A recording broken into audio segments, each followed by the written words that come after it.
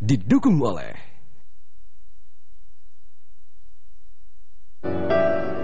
Ya pemirsa, 1 tahun kinerja Kementerian Pariwisata terlihat dengan berhasilnya Lombok mendapat Best Halal Travel Award 2015. Nah, apalagi yang akan dilakukan Kementerian Pariwisata dan bagaimana upayanya untuk mencapai target 20 juta wisatawan mancanegara pada 2019? Kita masih membahasnya bersama Menteri Pariwisata Bapak Arief Yahya dan juga Bapak Taufan selaku Ketua Badan Promosi Pariwisata Daerah NTB. Pak Taufan, dengan berhasilnya Lombok mendapat Best Halal Award ini, apa dampaknya kepada industri di Lombok?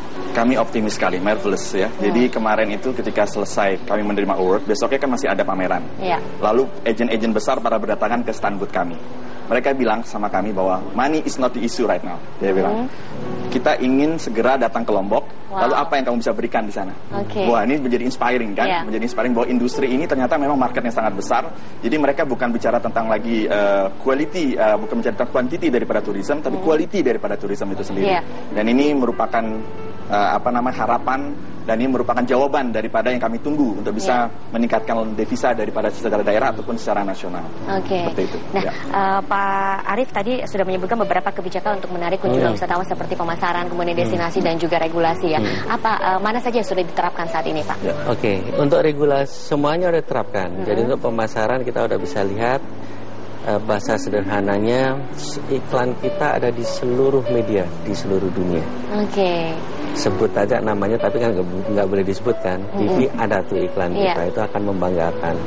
Yang kedua, di seluruh media di Indonesia untuk promosi. Destinasi saya harus akui tidak dirasakan sekarang, tapi 3-4 tahun lagi kita akan punya 10 destinasi di luar Bali, Jakarta, dan Kepri sekarang yang memegang peran penting.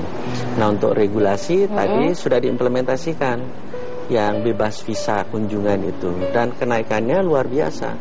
Kalau rata-rata Indonesia hanya naik 3%, khusus untuk yang diberikan kunjungan bebas visa naiknya 15%. Bahkan turis China di Kepri itu naiknya 60%.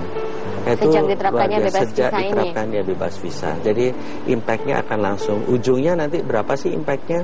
2016 biar terlengkap setahun itu 1 juta tambahan karena bebas visa. Nah, peraturan kedua yang dikeluarkan oleh Presiden adalah untuk perahu pesiar, yoh atau yah itu tulisannya. Dulu susah sekali masuk ke Indonesia. Ada namanya kait aturan untuk masuk ke Indonesia.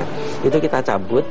Dan untuk masuk ke Indonesia seperti ke negara lain cukup sehari, 3 jam bahkan harusnya 1 jam. Nah, kalau ini kita berlakukan, kita yakin akan ada 5.000 perahu pesiar masuk ke Indonesia. Dan pendapatannya sekitar 5 triliun atau 500 juta US dollar. Dan yang ketiga adalah cruise. Dulu cruise susah, tidak bisa memang embarkasi naik turunkan penumpang di Indonesia. Sekarang boleh aturan Menhub. Boleh di 5 pelabuhan kita. Untungnya apa buat Indonesia? Kalau orang Indonesia mau naik cruise tidak perlu lagi harus ke Singapura dan lain sebagainya. Cukup ke Medan, ke Jakarta, ke Surabaya, ke Benoa, dan ke Makassar. Ada 5 titik yang boleh. Dan itu sudah bisa dari sekarang, sudah Pak? Bisa diberlakukan. Dan yang kedua, Wisman bisa fly and cruise. Dia fly ke Jakarta atau ke Benoa, diteruskan cruise ke seluruh Indonesia. Kenapa begitu? Karena 2/3 koral terbaik di dunia itu adanya di Indonesia. Gitu. Dan ini kita harapkan proyeksi kita pendapatannya sekitar 3 triliun rupiah. Jadi total dari 3 ini akan dapat sekitar 20 triliun rupiah. Nah, setelah diberlakukannya seperti cruise ini, kemudian yacht juga, ada impact apa, Pak? Sudah terlihat belum? Impactnya akan langsung terlihat. Jadi saya yakin tahun 2000, sekarang 750. Saya yakin tahun 2016 akan menjadi 3.000. Karena saya sudah ketemu dengan pemainnya. Dan pemainnya hanya minta aturan itu dicabut. Jadi pemain-pemain besar, baik pemain yacht maupun pemain cruise, saya langsung ketemu dia.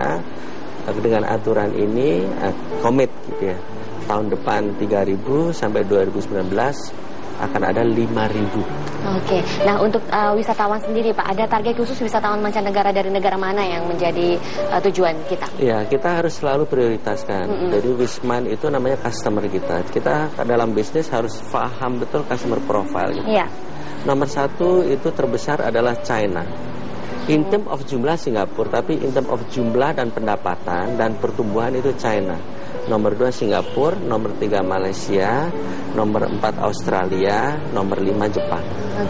Dan sekarang strategi baru saya, seluruh Eropa saya jadikan satu, saya treat sebagai satu country.